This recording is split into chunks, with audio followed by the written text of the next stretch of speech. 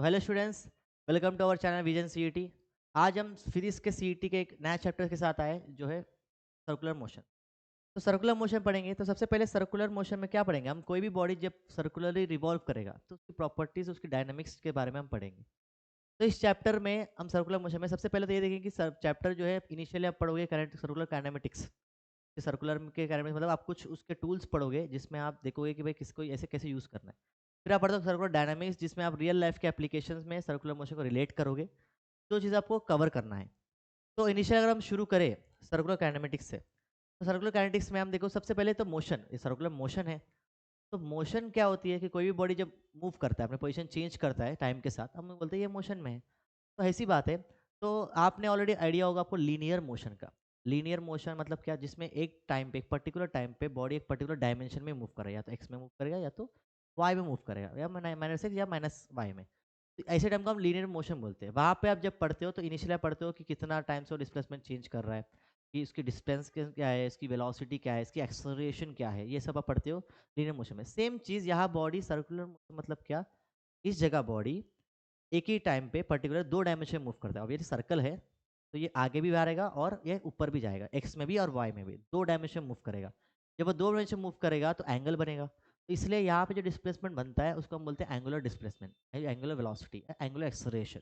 Linear में सिर्फ एक पर्टिकुलर डायरेक्शन में आता है तो हम उसको linear velocity, linear acceleration, linear displacement बोलते थे।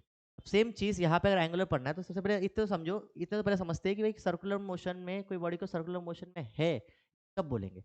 कब बोलेंगे? तो उस टाइम पे बोलेंगे कि जब भी कोई बॉडी सर्कुलर मोशन में। इसका मतलब क्या है कि कोई भी बॉडी, अब समझ लो, कैसे भी मूव कर सकते हैं। सर्कुलर मोशन करने का सब ऐसे ऐसे कर रहे हैं तो स्पाइरल पाथ हो गया।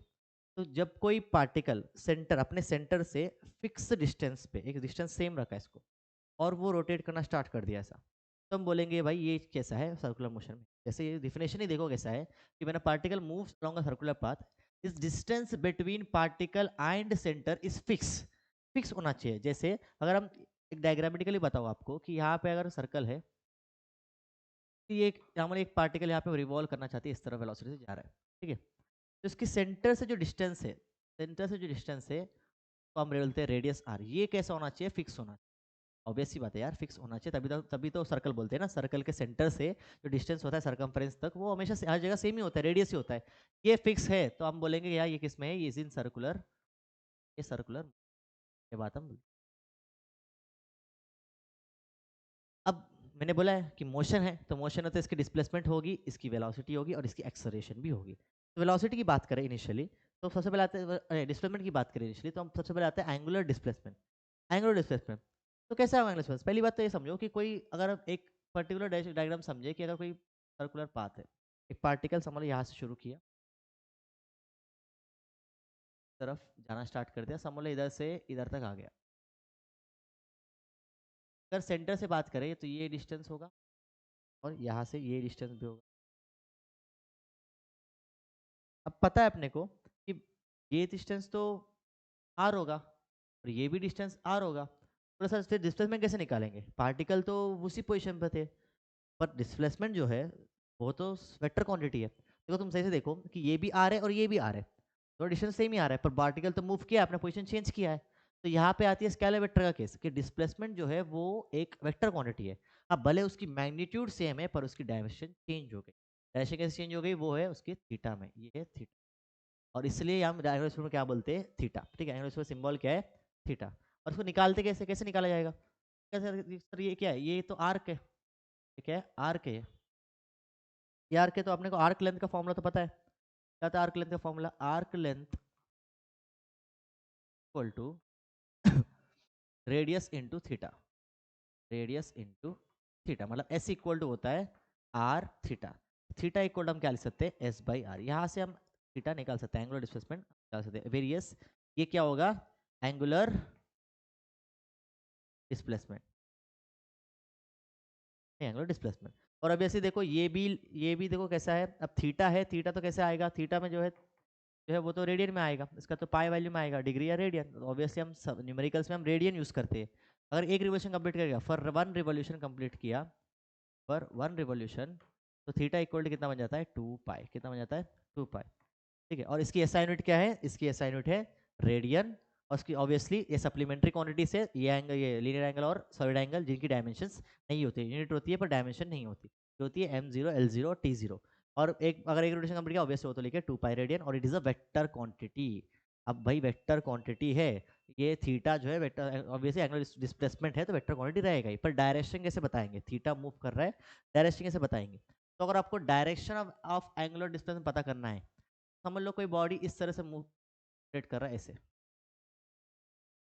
यहाँ से इस तरफ ऐसे, ये उसका ये है अपना एंटी क्लॉकवाइज, ठीक है, एंटी क्लॉकवाइज का मोशन कर रहा है, ये सेंटर है, ठीक है, यहाँ से मूव।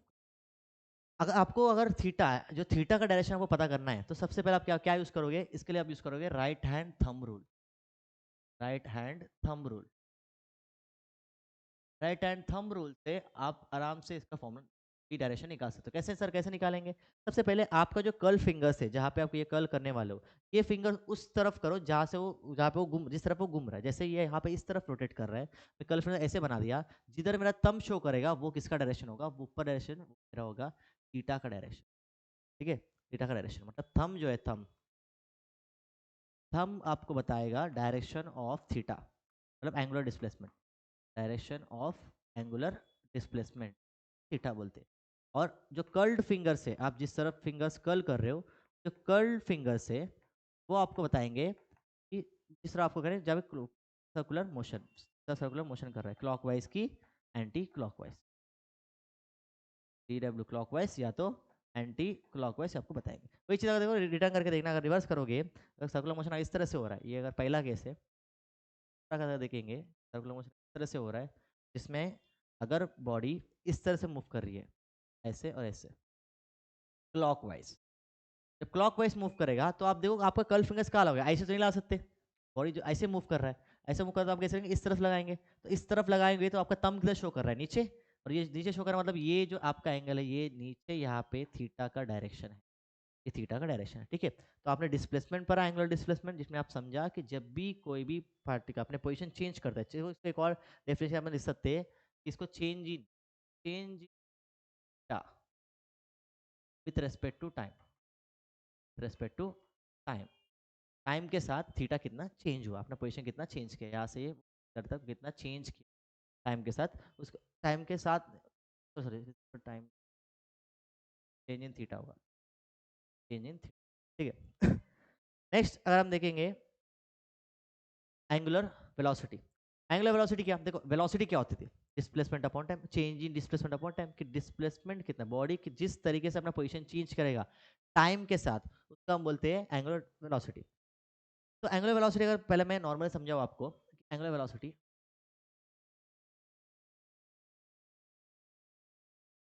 वेलोसिटी ऑब्वियसली क्या होता है, change in displacement, angular velocity displacement, angular displacement upon क्या होगा, टाइम होगा। चेंज को हम कैसे लिखते हैं, फाइनल माइनस इनिशियल, तो theta final minus theta initial upon time, और इसको हम बोलते हैं सिंबल में, हम बोलते हैं ओमेगा, क्या बोलते हैं इसको, ओमेगा। अगर इफ इनिशियली अगर 0 डिग्री पे है बॉडी, ये कर रहा है, ओमेगा इक्वल क्या बन जाता है, theta upon T, theta upon T, वैसे कितना टाइम में वो इस एंगल कवर करने के लिए, समझ लो एक से पाई से लेके 0 से लेके पाई तक चला गया, वो लेके पाई तक चला गया, ये पूरा जाने के लिए उसने कितना कितना टाइम में कितना कवर किया, यही होता है एंगुलर डिस्प्लेसमेंट। और इसका यूनिट होता है रेडियन, जैसे थीटा का रेडियन, और इसका होता है सेकंड, रेडियन पर सेकंड। तो SI unit of, SI unit जो होगा इसका, एसआई यूनिट ऑफ ओमेगा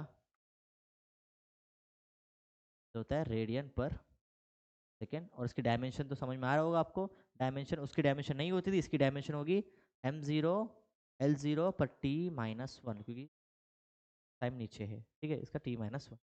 तो इसे वेक्टर क्वांटिटी ऑब्वियसली, ये भी क्या है, एक वेक्टर है, और कौन सा वेक्टर है, क्या एक्साइल वेक्टर है, भाई एक्सिस में ही रहेगा, ठीक है। उसकी डायरेक्शन देखना, सेम चीज, इसका भी डायरेक्शन कैसे निकालेंगे हम, इसका डायरेक्शन कैसे निकालेंगे हम, सेम चीज, right hand thumb rule, direction of omega, ठीक है, direction of right hand thumb rule, क्या यूज करेंगे, फिंगर्स क्या बताएंगे आपको, कल फिंगर्स आपको बताएंगे डायरेक्शन ऑफ मोशन, किस तरफ मोशन कर रहे हैं वैसे ही, ठीक है, और थंब आपको बताएंगे एंगुलर वेलोसिटी का डायरेक्शन, ये अगर ऊपर है तो ऊपर डायरेक्शन, नीचे डायरेक्शन, ये हो गया आपका एंगुलर वेलोसिटी, ठीक है, एंगुलर वेलोसिटी कितना टाइम में कवर कर रहा है थीटा। ये आपने कवर कर लिया। नेक्स्ट हम देखेंगे फ्रीक्वेंसी। फ्रीक्वेंसी नॉर्मली क्या होती है? फ्रीक्वेंसी होती है कि कितने टाइम पे अभी अगर सर्कुलर मोशन कर रहा है, एक रिवोल्यूशन करने एक सेकंड में कितना रिवोल्यूशन करेगा वो? एक सेकंड में कितना रिवोल्यूशन? नंबर ऑफ रोटेशन पर सेकंड, ठीक है, नंबर ऑफ रोटेशन पर सेकंड, मतलब एक सेकंड में कितना रिवोल्यूशन करेगा वो। फ्रीक्वेंसी एक्चुअली होता है 1/t, बाई टी। एक रिवोल्यूशन में कितना, एक सेकंड में कितना रिवोल्यूशन करेगा, ठीक है, number of revolution in 1 second, 1 second की डायमेंशन क्या होगी भाई? डायमेंशन क्या होगी देखो, t-1 तो है वहाँ पे। डायमेंशन होती है यहाँ पे फॉर्मूला में तो टी 1/t है, तो इसका डायमेंशन होती है t-1 और यहाँ पे का।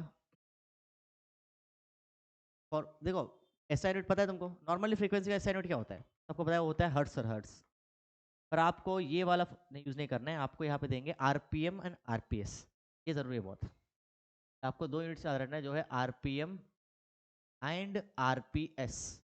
आरपीएम क्या होता है? रिवॉल्यूशन पर मिनट, रिवॉल्यूशन पर मिनट, और आरपीएस होता है रिवॉल्यूशन पर सेकेंड, रिवॉल्यूशन पर एक सेकेंड में कितना रिवॉल्यूशन। फॉर एग्जांपल अगर समझ लो आपको कन्वर्ट करना है यहाँ से, आपको हमेशा आरपीएम में देंगे, आपको आरपीएस को कन्वर्ट करना रहेगा, तो आपको आरपीएम से आरपीएस में कन्वर्ट करना है, तो आपको करना पड़ेगा डिवाइड बाई 60। यहाँ से आपको करना है तो आपको क्या करना पड़ेगा? डिवाइड बाई 60 करो। आपको रिवर्स जाने, अगर आपको वही चीज़ आरपीएस से आपको आरपीएम में जाना है, तो ऑब्वियसली बात है यहाँ पे आपको क्या करना पड़ेगा, यहाँ से अगर आपको उल्टा जाना है उस जगह पे, ठीक है, आरपीएस से आरपीएम में जाना है तो आपको क्या करना पड़ेगा? डिवाइड बाय, ठीक है। जैसे मैं एग्जांपल देता हूँ ना, आपको एग्जांपल समझाऊंगा, सुनना। मतलब आपको एग्जांपल में दिया है कि फ्रीक्वेंसी आपको दिया है 120 आरपीएम, 120 आरपीएम, तो पहले इसको कन्वर्ट करो किस में? सेकेंड में, क्योंकि ऑब्वियसली आपको एसआई यूनिट के हिसाब से जाना पड़ेगा, तो आपको कन्वर्ट करो पहले इसको आरपीएस में।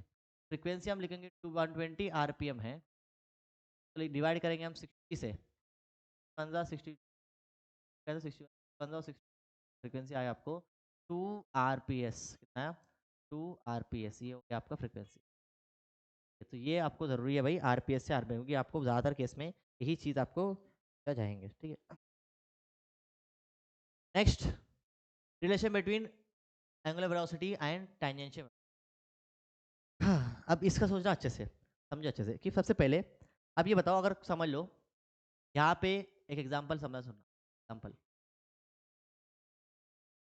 एक पार्टिकल यहाँ से सर्कुलर मोशन, और यहाँ के ऊपर पार्टिकल, इधर पार्टिकल है, यहाँ से ले लेंगे आर, ये इस वेलोसिटी से कुछ जा रहा है यहाँ पे, ठीक है, R1 लेते हैं, ठीक। दूसरा एक और सर्कल,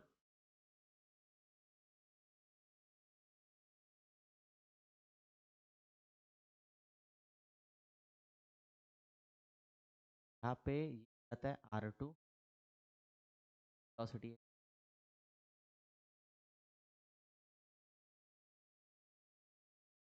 अब समझो अब इसका और उसका दोनों का अगर नॉर्मली बात करें, फॉर वन रिवोल्यूशन अगर एक रिवोल्यूशन कंप्लीट किया है, तो पता है ओमेगा का फॉर्मूला क्या होता है? ओमेगा फॉर्मूला होता है थीटा अपॉन टाइम, ठीक है, थीटा अपॉन टी। अगर एक रिवोल्यूशन कंप्लीट किया उसने, तो 2 पाई/t हो जाएगा वो। एक रिवोल्यूशन का 2 पाई होता है ना, तो 2 पाई/t होगा। तो इसके हम लोग ओमेगा इक्वल टू 2 पाई/t है, और इसने भी जो है वो भी सेम एक रिवोल्यूशन कंप्लीट किया, ओमेगा एक इसका भी क्या हो जाएगा? 2 पाई/t। ओमेगा 2 समझ लो, ये भी 2, ये भी 1, ये भी 1, ऐसा हो गया। अगर जो इसने कवर किया है, इसने जितने स्पीड में कवर किया है, उसने भी उतने स्पीड, उसने टाइम में, इसने जितना टाइम में कवर किया, उसने भी अगर उतने ही टाइम में कवर करेगा। जैसे समझ लो ऐसा मोशन, मैं अगर ऐसा मोशन करूँ और ऐसा मोशन करूँ, और वैसे देखो ये दोनों एक ही पॉइंट से शुरू हो रहे हैं, एक ही टाइम पे फिर वापस आ रहे हैं, पर ये सर्कल छोटा है और ये सर्कल बड़ा है, पर ये दोनों जो है एक ही टाइम पे कवर कर रहे हैं, मतलब टाइम सेम है, t1 इक्वल टू t2 है। जब अगर समझ लो कि पहला केस आ गया, आपको समझ लो if t1 equal to t2 है, क्या हो जाएगा, ओमेगा 1 इक्वल टू ओमेगा 2 भी हो जाएगा, ओमेगा 1 इक्वल टू ओमेगा 2 भी हो जाएगा। अब ओमेगा 1 इक्वल टू ओमेगा 2 हो गया, तो फिर अपने को देखना पड़ेगा कि इसमें फिर फर्क कौन ला रहा है। जब घूमने का ओमेगा अगर यही कर रहा है तो उसमें फर्क कौन होगा। सबसे पहले तो R1 R1 तो ग्रेटर देन R2 है, देख के समझ में आ रहा है ये चीज़। यहाँ पे आपको समझेगा कि ये जो टेंजेंशियल वेलोसिटी है जो v की क्या कीमत है और क्या करना एक्चुअली क्या कर रहा है ये चीज़। आपको पता है कि वेलोसिटी आपने बताया कि एंगुलर डिस्प्लेसमेंट जो है थीटा, एंगुलर डिस्प्लेसमेंट है थीटा, ये एस आर, ठीक है एस आर वही होता है ना, theta equal to S by R. और एस इक्वल टू हम क्या लिख सकते हैं, आर थीटा, ठीक है आर थीटा। और यहाँ पे इसको डिफ्रेंशिएट करोगे, differentiating with respect to time, तो डिफ्रेंशिएट करोगे तो डिफ्रेंशिएट करने पे आपको क्या मिलेगा, यहाँ पे मिल जाएगा, यहाँ पे डिफ्रेंशिएट करने पे ये D S by D T, तो ये बन जाएगा आर तो कांस्टेंट होता है, रेडियस कांस्टेंट, तो D D theta by D T, D theta by D T. अब थीटा आया तो समझ जाओ theta by theta time time क्या होता था, थीटा अपॉन टाइम। इसको हम इंस्टेंटेनियसली हम लिख सकते हैं equal to D theta by D T भी लिख सकते हैं, जब वो बहुत ही ज़्यादा स्मॉल चेंज होगा तो यहाँ पे ये तो डिस्टेंस अपॉन टाइम तो वेलोसिटी है, और ये तो आर है, और ये ओमेगा, और v equal to are omega, यही है रिलेशन बिटवीन, ये main relation between v and omega, ये रिलेशन बिटवीन, ठीक है v equal to are omega. बहुत इंपॉर्टेंट है भाई, बहुत ज़्यादा यूज होगा ये चीज़, काम आएगा, ठीक है। नेक्स्ट हम देखेंगे इसके अंदर क्वेश्चंस, कुछ क्वेश्चंस कि आपको v equal to are omega आपने पढ़ा, देखो जो छोटे छोटे कंसेप्ट से भी क्वेश्चंस आते हैं सीईटी में, आप उस चीज़ को छोड़ नहीं सकते। सबसे पहले देखना एकदम सिंपल है, कितना क्वेश्चन क्वेश्चन कैसे क्वेश्चन देखने हैं। एंगुलर स्पीड ऑफ ब्लेड्स दिया अपने को 6 रेडियन पर सेकेंड, रेडियन पर सेकेंड समझ में आ गया होगा, ये दिया है ओमेगा, लिखेंगे आपको ओमेगा दिया है वो 6 रेडियन पर सेकेंड। फिर बोला है the length of each blade is 1.5 metre. Fan का भाई, फैन का लेंथ दिया है, मतलब आर दे दिया आपको, कितना दिया है 1.5 मीटर। और बोला है द लीनियर स्पीड, वी पूछा है तुमको, अभी जस्ट हमने फॉर्मूला निकाला कि वी और आर ओमेगा बीच में क्या रिलेशन है, v equal to are omega, put कर दो इसके अंदर, v equal to are omega put कर दोगे तो v equal to are omega में हम v कितना है भाई, v तो फाइंड करना है तुमको, r 1.5 इंटू 6 करोगे तो हो जाएगा 9 मीटर पर सेकेंड, ये आया आपका v। इतना सिंपल क्वेश्चन 2023 में आया, देखो 23 में, तो 23 में आया, 23 में इतना सिंपल क्वेश्चन है सीटी का। नेक्स्ट देखो, हाँ ये मस्त क्वेश्चन देखो, wheel of radius r in rolls of half of revolution horizontal surface, the magnitude of displacement of the point of the wheel initially in contact with the ground is। पहले समझो question क्या बोला है, बोला है कि पहले एक पॉइंट पे यहाँ पे कुछ सर्कल समझ, यहाँ पे इधर, यहाँ पे क्या बोला है कि हाफ ऑफ रिवोल्यूशन, तो समझ लो इनिशियली पॉइंट इधर था, ये बोला है, ये सर हाफ रिवोल्यूशन किया उसने, यहाँ से समझ लो उसने ऐसे रोटेट हुआ, ऐसे रोटेट होके आधा किया है, अगर पूरा करेगा तो ये वापस उधर आता है ए पे, आधा किया है तो क्या बन जाएगा, ऐसे समझ लो, इसी को बनाते हैं,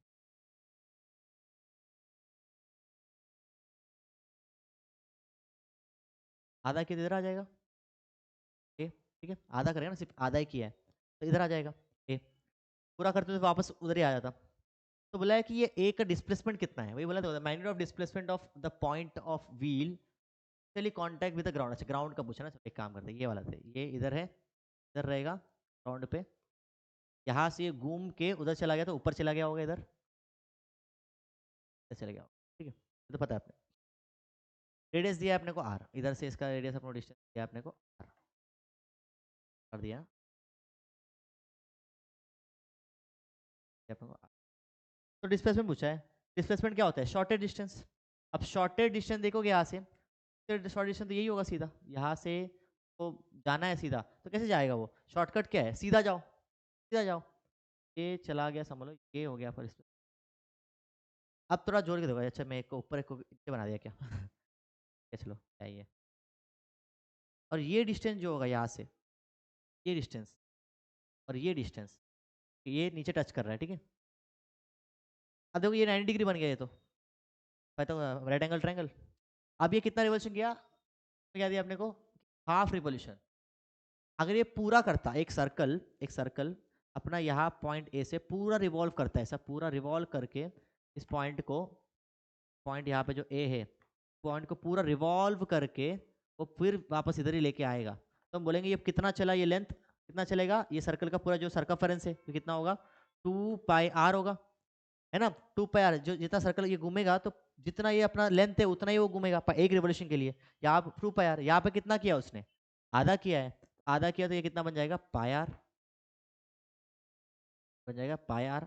हाफ रिवोल्यूशन किया ना उसने, आधा रिवोल्यूशन इतना ही चला, तो ये लेंथ सिर्फ इतना ही लेंथ चला है, ये सिर्फ ये इतना लेंथ सिर्फ घूम के आगे गया है। तो अगर इतना ही घूमेगा तो ये लेंथ कितना होगा, πr। अब ये डिस्टेंस कितना होता है, ये r है, तो ये कितना हो जाएगा 2r। आपको ये डिस्टेंस चाहिए तो ये पाइथागोरस थ्योरम से आराम से निकलने वाला क्वेश्चन नहीं है। पाइथागोरस थ्योरम से क्या होता है, ये पॉइंट से उस पॉइंट का पता चाहिए, हाइपो का square equal to side one का स्क्वायर मतलब उसका स्क्वायर, 2r का स्क्वायर मतलब 4r square plus pi square और r स्क्वायर। रूट डाल देंगे यहाँ पे, रूट डाल देंगे यहाँ पे तो r बाहर आ जाएगा, तो अंदर बचेगा सिर्फ पाई स्क्वायर प्लस 4। ये हो गया अपने का हाइपो। ये आंसर इस ऑप्शन है, बस सी ऑप्शन। ठीक है, नेक्स्ट क्वेश्चन, ये मस्त question. The relative angular speed of hour hand and second hand of clock is. Relative मतलब क्या, आपको दोनों के पीछे रिलेटिव पूछा है, मतलब माइनस करना है आपको दोनों का वेलोसिटी निकाल के। सबसे पहले आप ये देखो एंगुलर स्पीड निकालो किसका, हावर हैंड का। तो अगर आप सॉल्यूशन देखोगे तो पहले हावर हैंड बनाओ। पहले हावर हैंड क्या होता है, पहली बात तो ये अगर क्लॉक है, ये 12 1 4 5 और 11। हावर हैंड, अगर हावर हैंड जो है अगर वो शुरू किया, ठीक है, हावर हैंड समझ लो यहाँ से शुरू हुआ, अगर वो एक रिवोल्यूशन करेगा, कितना टाइम में करेगा, हावर हैंड मतलब क्या है, वो जो 1 घंटे का जो होता है ना, वो जो छोटा सा नीडल, हवा 1 1 घंटे कितना बज रहा है वो बताएगा। तो ये जो हावर हैंड है वो अगर एक रिवोल्यूशन करेगा तो for one revolution hour hand को टाइम लगेगा 12 घंटा। तो ऐसा 1 1 घंटे से पूरा घूमेगा, 12 घंटा लगेगा उसको। तो इसका वो ओमेगा निकाले जाओगे तो क्या होगा, ओमेगा क्या होता है, 2π/, theta by T, theta by T. आपको टाइम तो समझ में आ गया, थीटा तो समझ में आ गया, थीटा क्या होगा, थीटा होगा एक revolution for one revolution, for one revolution theta कितना होता है 2π, और टाइम कितना है भाई 12 घंटा, 12 आवर्स। सेकेंड में कवर करो, 2π/12 इंटू टी इंटू 60, ये होता है हावर हैंड का। अगर सेकेंड, अगर हम मिनट हैंड का लेकर जाएंगे, ओ मेगा मिनट हैंड का, वो पता है मिनट हैंड अगर है यहाँ पे, मिनट हैंड जो हम यहाँ पे है, मिनट हैंड अगर रिवोल्यूशन करेगा तो इसका मतलब क्या है, 1 घंटा हुआ। मिनट हैंड पूरा रिवोल्यूशन करेगा, इसका मतलब क्या है, 1 घंटा हुआ, 60 सेकेंड 60 मिनट्स होता है। तो अगर ये करेगा तो उसका 2π/, उसको टाइम लगेगा, वो कितना लगेगा, वो 60 मिनट्स लगेगा। और उसको भी 60 मिनट्स है तो हम कन्वर्ट करेंगे, एक किया मतलब क्या होता है वो, तो π/, सेकेंड हैंड मतलब क्या है, ऐसे जो दौड़ता है बार बार दौड़ते रहता है वो अगर एक कंप्लीट किया तो वो कब तक कंप्लीट करे एक रिवोल्यूशन, 60 सेकेंड में। फिर 2π/60, 1 जा 2 30 जा, मिनट में, मिनट का कितना है अपने को आया π/30। और अब अपने पूछा है दोनों के बीच में रिलेटिव वेलोसिटी पूछा है, रिलेटिव मतलब क्या, दोनों को माइनस करो, बताओ इनके बीच में कितनी रिलेटिव वेलोसिटी है। ओमेगा रिलेटिव आपको चाहिए, दोनों को आपको माइनस करना रहेगा। माइनस करेंगे, ओमेगा मिनट माइनस ओमेगा हावर, जो होगा 2π/, है ना, सॉरी पहले, हाँ,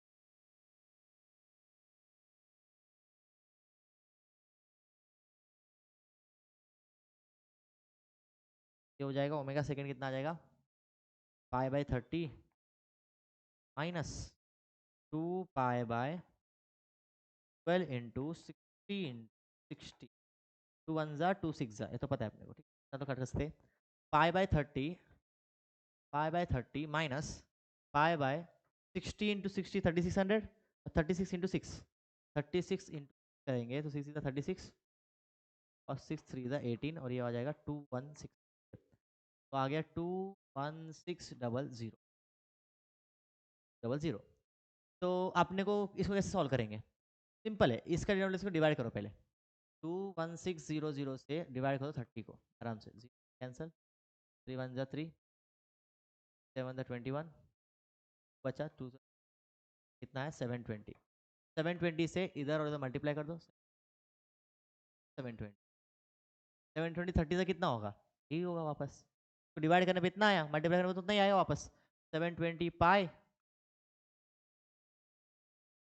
अपॉन जो अगर माइनस पाई क्या आ जाएगा 100, ये बन जाएगा 719 पाई अपॉन 1600 है ओमेगा रिलेटिव। और ये ऑप्शन होगा आपका, कौन सा ऑप्शन है? नेक्स्ट क्वेश्चन, नेक्स्ट एकदम मस्त क्वेश्चन देखो, पहले देखो क्या बोले। ट्रायंगुलर डिस्प्लेसमेंट आपको दिया है थीटा, क्या आपको दिया है, क्या दिया है आपको, pi sine pi T upon, और पूछा ओमेगा क्या होगा। टी के फंक्शन में दिया है, जैसे टी के फंक्शन में दिए किस जाएंगे, डिफरेंशिएट, डिफरेंशिएट करो जाएगा D theta by theta, theta by D T, मांस तो कुछ वाला है, साइन का हो जाएगा कॉस पाई बाई सिक्स। ऐसी बात है, क्या हो गया 5 × कॉस पाई, टाइम कितना दिया अपने को, टाइम कितना दिया 3 सेकंड में देखो, कौन 6 3 1 जा 3 2 कितना आया आपको, आया 5 × cos pi by 2, cos pi by 2 कितना होता है भाई, क्या कितना आया 5 × ओमेगा।